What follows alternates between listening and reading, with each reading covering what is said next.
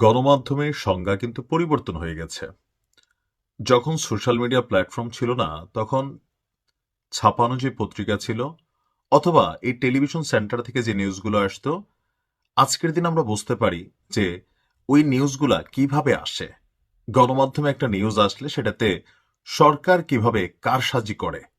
যখন social media platform চালু হলো, আমাদের মতন সিটিজেন সাংবাদিকদের যুগ চলে আসলো, তখন জাতীয় পত্রিকায় যে নিউজ আসে সেটাকে কাউন্টার করতে পারে একজন সামান্য কন্টেন্ট ক্রিয়েটার অথবা সোশ্যাল মিডিয়া প্ল্যাটফর্মে ইউটিউবার, যখন তার কাছে তথ্য থাকে। আর মাঝে মাঝে প্রত্যেকটা সরকারের যারা প্রেস কানেক্টেড থাকেন, তারা মানুষকে হচ্ছে কি আসলে মানুষ যেটা শুনতে চায় ঠিক ওই টাইপের নিউজ করেন, কিন্তু নিউজগুলোর ভিতরে আপনি ঢুকলে একটু যাচাই বাছাই করলে দেখবেন যে বার্তাটা আসলে ভিন্ন। যেমন এই মুহূর্তে আওয়ামী লীগের যে মামলাগুলো চলমান রয়েছে আন্তর্জাতিক অপরাধ ট্রাইব্যুনালে, সেখান থেকে যে রায় হচ্ছে, এই রায়গুলো বিদেশি রাষ্ট্র অথবা এই আসামিগুলা যারা আন্তর্জাতিক অপরাধ ট্রাইব্যুনাল একে আওয়ামী লীগের যে সকল আসামিরা পৃথিবীর অন্যান্য রাষ্ট্রে আছেন, তাদের বিরুদ্ধে ওই দেশের রাষ্ট্রগুলা কি ব্যবস্থা নেবে আপনি নিশ্চিন্তে বসতে পারেন বা বুঝতে পারবেন, কিচ্ছুই হবে না। আর যদি হয়ও, একদম 1 থেকে 100-র মধ্যে 100 নম্বরে থাকা দুই একটা বন্দি টন্দিরে দিয়া ওই দেশ তাদের দায়বদ্ধতা পূরণ করবে। কথা বলছি শেখ হাসিনার ভাতিজি অর্থাৎ শেখ রেহানার মেয়ে টিউলিপ সিদ্দিকীকে নিয়ে। টিউলিপ সিদ্দিকের বিরুদ্ধে গতকালকে একটা রায় হয়েছে যে তার 2 বছরের কারাদণ্ড হয়েছে।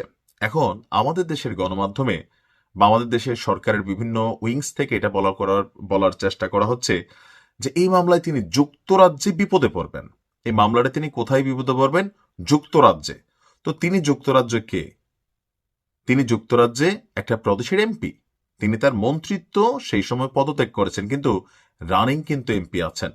এখন এই যে তার 2 বছরের আহ, রায়ের দণ্ড হইল, এটাতে যুক্তরাজ্যে তার জন্য কি হবে আসুন দেখি। এখানে বিভিন্ন দুর্নীতির খবর আছে, কিন্তু প্রমাণিত যেটা এখন টিউলিপ সিদ্দিকের বিরুদ্ধে যেটা আসছে যে আহ, ঢাকার পূর্বাচল নতুন শহরে প্রকল্পে ক্ষমতার অপব্যবহার করে প্লট নেওয়ার অভিযোগে তার 2 বছরের রায় হয়েছে। এটা যুক্তরাজ্যের সাথে কোন রকম কানেকশন আছে?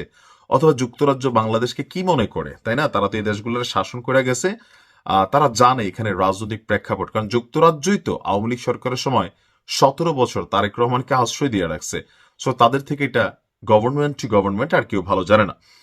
এখন তার বিরুদ্ধে যেই মামলার রায়টা হয়েছে, বলা হচ্ছে যে আপনার এই দুর্নীতির অভিযোগ প্রমাণ হলে, এটা সহ ওই যে রূপপুর প্রকল্পে একটা দুর্নীতির অভিযোগ আছে, টিউলিপ দীর্ঘমেয়াদী যদি সাজা পায় বাংলাদেশের আইনে, তাহলে ব্রিটিশ এমপি হিসেবে তার পদ ছাড়ার জন্য আরো চাপ বাড়বে, তার পদ হারাই যাবে না। অর্থাৎ বাস্তবতা হচ্ছে ওনার এখানে কিছুই হবে না। আবার দেখেন যুক্তরাজ্য সরকারের অবস্থান কি। যুক্তরাজ্যের যিনি প্রধানমন্ত্রী কিয়ার স্টারমার ডক্টর ইউনূসের সাথে সাক্ষাৎ করে নাই, বরঞ্চ এই যে বিচার ব্যবস্থা, সেইটার প্রতি তাদের দেশ প্রশ্ন তুলেছে যে আন্তর্জাতিক অপরাধ ট্রাইব্যুনাল 1 যে বিচারগুলো করছে, তাদের দেশের আইনজীবী, তাদের দেশের সরকার টিউলিপের ব্যাপারে কি সিদ্ধান্ত নিচ্ছে। ব্রিটিশ সরকারের এক তদন্তে বলা হয় যে যুক্তরাজ্যে একটি ফ্ল্যাটকে কেন্দ্র করে টিউলিপের কিছু প্রশ্ন উঠেছিল। বাংলাদেশের গণমাধ্যম তাকে নানান ধরনের এখানে ধরেন তথ্যপাত্র দিয়েছিল, যেটা থেকে যুক্তরাজ্যে তার জন্য একটা চাপ তৈরির সুযোগ ছিল। কিন্তু যুক্তরাজ্য বলছে যে যুক্তরাজ্যে তিনি যে ফ্ল্যাটটা নিয়েছেন, এই ফ্ল্যাট সংক্রান্ত কোনো তথ্য গোপন বা বিভ্রান্তির মাধ্যমে তিনি মন্ত্রিত্বের কোনো বিধি লঙ্ঘন করেন নাই। অর্থাৎ একজন মন্ত্রীর মন্ত্রিত্ব পদ আহ, লঙ্ঘন হবে এমন কোনো কর্মকাণ্ডের মধ্যে টিউলিপ তার ফ্ল্যাট নিয়ে যেই তথ্য দিয়েছেন, কিছু গোপন করেছেন, এটাতে আসলে তার ফ্ল্যাট বা তার মন্ত্রিত্ব যাওয়ার এখানে কোনো কারণ নাই। অর্থাৎ ব্রিটিশ সরকার কেয়ার স্টারমারের সাথে টিউলিপের ভালো সম্পর্ক, সেইখানে তার অবস্থান নিয়েছে। এদিকে বাংলাদেশেও যে তার মামলাগুলো চলছে, এগুলোর স্বচ্ছতা নিয়ে প্রশ্ন তুলেছেন বেশ কয়েকজন ব্রিটিশ আইনজীবী। তারা অভিযোগ করেন মামলা পরিচালনার এখানে যে সিস্টেমটা, এখানে স্বচ্ছতার ঘাটতি আছে। এ বিষয়ে তারা বাংলাদেশ হাই কমিশনের কাছেও টিউলিপের পক্ষ হয়ে চিঠি দিয়েছেন। তো আমাদের দেশে বিভিন্ন সময় যে বিভিন্ন গণমাধ্যমে অথবা সরকার সংশ্লিষ্ট যে যখন ক্ষমতায় থাকে, যার বিরুদ্ধে মামলা চলমান, যেমন তারেক রহমানের দেশে ফিরিয়ে আনার জন্য কত কিছু আওয়ামী লীগ করে গেছে, কিন্তু একটা চুলও ছিঁড়তে পারে নাই। তো এখন টিউলিপের বিরুদ্ধেও এই যে মামলাগুলোর রায় হচ্ছে, এগুলাতে তার সোনালী চুলের একটা আসলে স্পষ্ট করে তারে বাংলাদেশে আনা তো দূরের কথা, ওইখানেও কিছু করা যাবে না।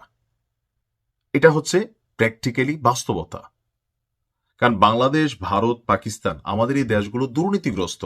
এখানে যে ক্ষমতায় বসে, আপনি ইতিহাস দেখেন, যে ক্ষমতায় বসে সে অন্যদেরকে দমন করে, মামলা মানে রাষ্ট্রের আইন শৃঙ্খলা কাঠামোকে ব্যবহার করে, বিচার ব্যবস্থাকে ব্যবহার করে, পুলিশকে ব্যবহার করে, কার চরিত্রের ব্যতিক্রম? আপনি ডক্টর ইউনূস সরকারের সময় ব্যতিক্রম দেখছেন? আর ইতিহাসে সর্বোচ্চ ভালো মানুষ তো এখন এই মুহূর্তে। আওয়ামী লীগ খারাপ ছিল, আওয়ামী লীগ একই কাজ করছে, জামাতকে নিষিদ্ধ করে দিছে, বিএনপিকে ধরপাকড় করছে। অতীতে বিএনপি ক্ষমতায় ছিল, আওয়ামী লীগের ধরপাকড় করছে, আবার বিএনপি ক্ষমতায় আসার আগেই তারাও ধরেন তাদের মামলা বাণিজ্য চালাচ্ছে, এনসিপি চালাচ্ছে। এখানে তো এটি চলে। পাকিস্তানও সেম। এখন আমাদের মতন রাষ্ট্রগুলোকে নিয়ে উন্নত রাষ্ট্রের মানুষরা বোঝে যে এগুলা কি বলা হয়, যে ধরেন এই দেশের মানুষগুলো সুবিধাবাদী, এরা রাজনীতিতে একবার নিজে ক্ষমতায় গেলে জন্ম বাকিদেরকে কেমনে সাইজ করে ফেলা যায়, কিন্তু নির্বাচন তো দেওয়া লাগে। যার কারণে আমি ডামি রাতের ভোট 1996 সালে বিএনপির সময়ের সেই ভোট, এগুলা প্রতিটা একটা একটার সাথে কানেক্টেড। যে আপনার কারণ তারা জানে তারা যে দুর্নীতি করে, তারা যে অন্যায় করে, অত্যাচার করে, ক্ষমতা থেকে সরে গেলে তাদেরকে যেই পুলিশ সেলুট দিয়েছে, যে সাইদি সাহেব বইলা গেছিল, মানে যেই গলায় ফুলের মালা পড়ে সেই গলায় জুতার মালাও কিন্তু পড়ে। দেখছেন না? এটাই তো বাস্তবতা। তো আমরা যেমন বাংলাদেশের মানুষ এগুলো দেখি, এখন গ্লোবালাইজেশনের যুগ, সোশ্যাল মিডিয়া প্ল্যাটফর্মের যুগ, বড় বড় ঘটনাগুলো সারা পৃথিবীর মানুষ দেখে। আর বাংলাদেশের মানুষ সারা পৃথিবীর যেখানে বসবাস করে, আপনি ধরে নিতে পারেন 10-20% মানুষ ভালো, আর 80% মানুষ আমরা বিদেশে গিয়েও জাউরামি করি, যার কারণে বিদেশিরও বাঙালিদেরকে রোগে রোগে চিন। আপনি দেখবেন পৃথিবীর অনেক দেশে বাঙালিদেরকে আর ঢুকতে দিতে চাচ্ছে না, ভিসা কমাই দিছে, সিটিজেনশিপ যেন না দেয়। কেন? যেখানে যায় ওইখানেই এই কাহিনী। বাংলাদেশ একমাত্র দেশ যারা বিদেশে বৈশ দলের জন্য পাবলিকলি মারামারি করে, এর জন্য হেরে গিয়ে একটা মামলা দিয়ে মানে ফায়দা নেওয়ার চেষ্টা করে। তো এরা কি দেখে না পৃথিবীর উন্নত দেশগুলো আমাদের দেশের মানুষ, সরকার, বিচার ব্যবস্থা এগুলো সম্পর্কে তারা ভালো জানে। তো যার কারণে ইউরোপের কোনো একটা দেশে যদি আপনি কোনো একটা মানুষকে ফেরত চান একটা দেশ থেকে আরেকটা দেশ, ইন্টারপোলের অ্যাক্টিভিটিস বা এনি কাইন্ড অফ চুক্তি যেগুলো সাথে সাথে বাস্তবায়ন হয়। কেন? তারা জানে যে না, যারে ফেরত চাওয়া হচ্ছে আসলেই খারাপ মানুষ। কিন্তু বাংলাদেশে যখন ফেরত চাওয়া হয় তখন ধৈর্যই নেওয়া হয় যে এই লোকরে সরকারি বাটে ফেলা হবে, তাকে নিয়ে মাইরা ফেলা হবে।